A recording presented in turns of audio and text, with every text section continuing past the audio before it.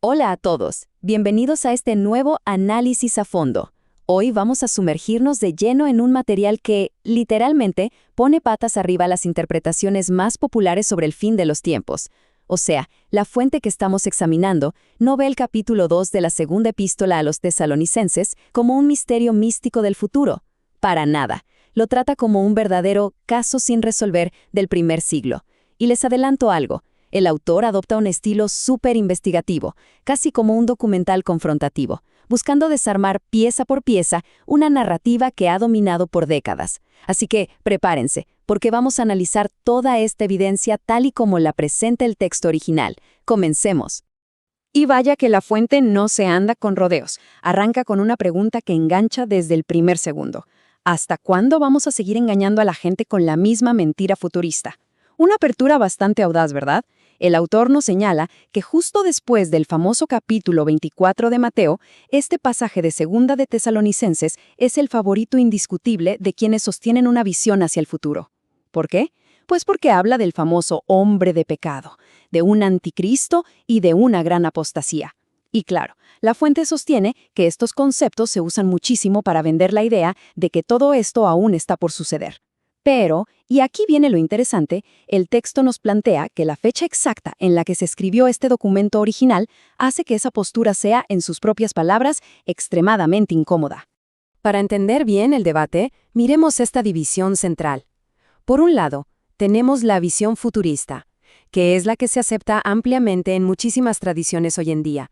Ya saben, esta postura que espera la llegada de un futuro anticristo, la construcción de un nuevo templo en Medio Oriente y un cumplimiento que se daría en nuestro siglo XXI o más allá. Pero por otro lado, tenemos la visión de la fuente, que argumenta con muchísima firmeza que estamos hablando de eventos del primer siglo, eventos relacionados con un templo que ya fue destruido y que de hecho todo esto tuvo su cumplimiento total en esa misma época.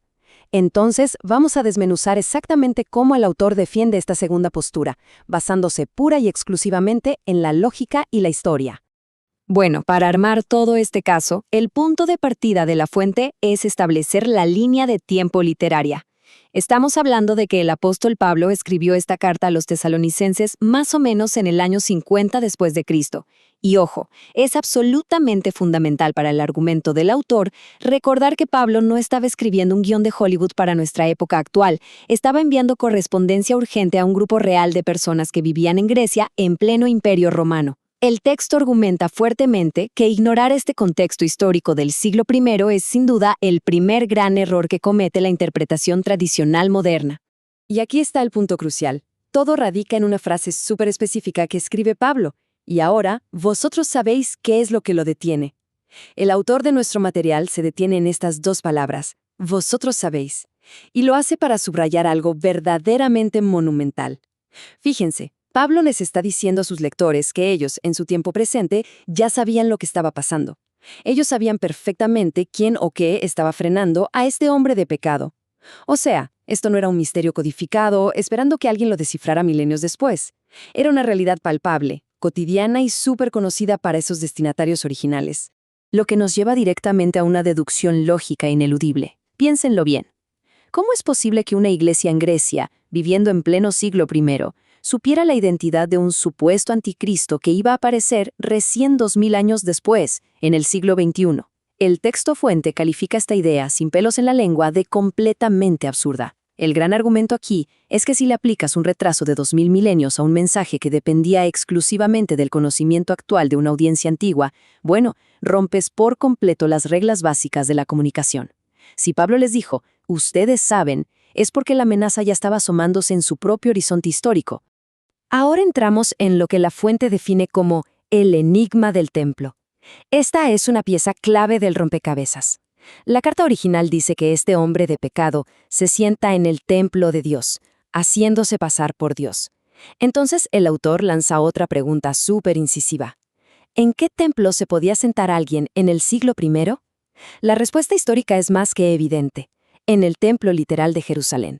Pero, y aquí está el meollo de todo el asunto, sabemos que ese templo físico fue completamente destruido por los romanos en el año 70 y nunca, jamás volvió a existir. Por lo tanto, El texto argumenta que es literalmente imposible exigir un cumplimiento literal de esta profecía en la actualidad, por la sencilla razón de que el edificio requerido para que eso ocurra dejó de existir hace casi 2000 años. Así de claro. Para responder a todas estas incógnitas, la fuente cambia un poco en enfoque y nos sumerge de lleno en la evidencia histórica. Y no acude a cualquier persona, no, va directamente a los crudos relatos de primera mano de Flavio Josefo.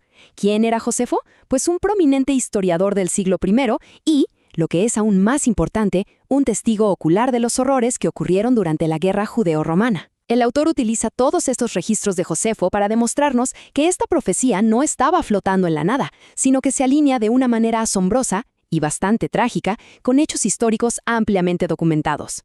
Y la verdad es que el panorama que describen estos registros es sumamente sombrío. Estamos hablando de una profanación literal del mismísimo templo de Dios. Fíjense que durante la guerra, los celotes y otras facciones rebeldes tomaron el templo y lo convirtieron literalmente en un cuartel militar. Los relatos históricos nos cuentan cómo las distintas facciones judías se mataban entre ellas dentro del propio atrio, o sea, la sangre corría por el piso sagrado. Saquearon las ofrendas, asesinaron a los sacerdotes mientras intentaban oficiar los sacrificios y profanaron el lugar santo de formas brutalmente extremas. El argumento aquí es fortísimo. La casa de Dios fue convertida en un auténtico matadero, cumpliendo a la perfección con la idea de una profanación inimaginable del templo justo antes de su inminente destrucción. Pero, ¿qué pasaba con el líder supremo en esa época? Bueno, la fuente nos dirige la mirada hacia la figura del emperador romano de ese momento, Nerón. Según el texto, las acciones de Nerón encajan a la perfección con el perfil bíblico que nos describe Pablo. Imagínense a un líder que se declara a sí mismo un dios, que exige adoración divina de absolutamente todos sus súbditos, y que además es el responsable directo de lanzar la primera persecución imperial, salvaje y sistemática, contra la Iglesia cristiana. La crueldad documentada de este hombre fue tan, pero tan extrema, que incluso los propios romanos terminaron odiándolo profundamente. Entonces, para el autor de nuestra fuente, seguir buscando a un hombre de pecado en un futuro distante es básicamente ignorar la encarnación literal de esa figura que ya estaba operando justo frente a los ojos de la Iglesia en el siglo I. Y cuando conectamos todos estos eventos, se revela una sucesión histórica que es asombrosamente rápida. Miren lo apretado de estas fechas.